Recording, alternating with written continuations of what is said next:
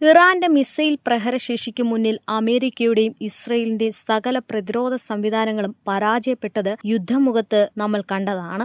ഇറാനുമായിട്ടുള്ള ഏറ്റുമുട്ടലിൽ ഗസ പോലെ തകർന്ന് തരിപ്പണമാകുന്ന അവസ്ഥയിലേക്ക് ഇസ്രയേൽ പോയപ്പോഴാണ് വെടിനിർത്തലിന് വേണ്ടി അമേരിക്ക തന്നെ മുന്നിട്ടിറങ്ങിയത്. അമേരിക്കൻ സൈനിക താവളത്തിൽ ഇറാന്റെ മിസൈൽ വീഴുക കൂടി ചെയ്തതോടെ സാക്ഷാൽ ട്രംപിന് തന്നെ ഇറാനുമായിട്ടുള്ള സന്ധി സംഭാഷണത്തിന് ഇറങ്ങേണ്ടി വന്നതും ലോകം കണ്ട കാഴ്ചയാണ്. അന്നൊരു കാര്യം മനസ്സിലായി: ഇറാനെ തോൽപ്പിക്കാൻ അമേരിക്ക ഇസ്രയേലിനോ ഒരു കാലത്തും കഴിയില്ല. ഖത്തർ ഭരണകൂടത്തെ മുൻകൂട്ടി അറിയിക്കാതെയും വീര്യം കൂടിയ മിസൈലുകളും ഇറാൻ അമേരിക്കൻ താവളങ്ങളിലേക്ക് പ്രയോഗിച്ചത് വൻ പ്രഹരമായിരുന്നു അന്ന് ഏൽപ്പിച്ചത്. അതിൽ തന്നെയാണ് അമേരിക്ക വീണ്ടുപോയതും. ഇത് വല്ലാണ്ട് ബെഞ്ചമിൻ നെതന്യാഹുവിനും തലവേദനയായിരുന്നു. അമേരിക്കയെ സംബന്ധിച്ചിടത്തോളം ബെഞ്ചമിൻ നെതന്യാഹു കൂടെ നിൽക്കുമെന്നാണ് കരുതിയിരുന്നത്. പക്ഷേ അന്ന് നിന്നില്ല.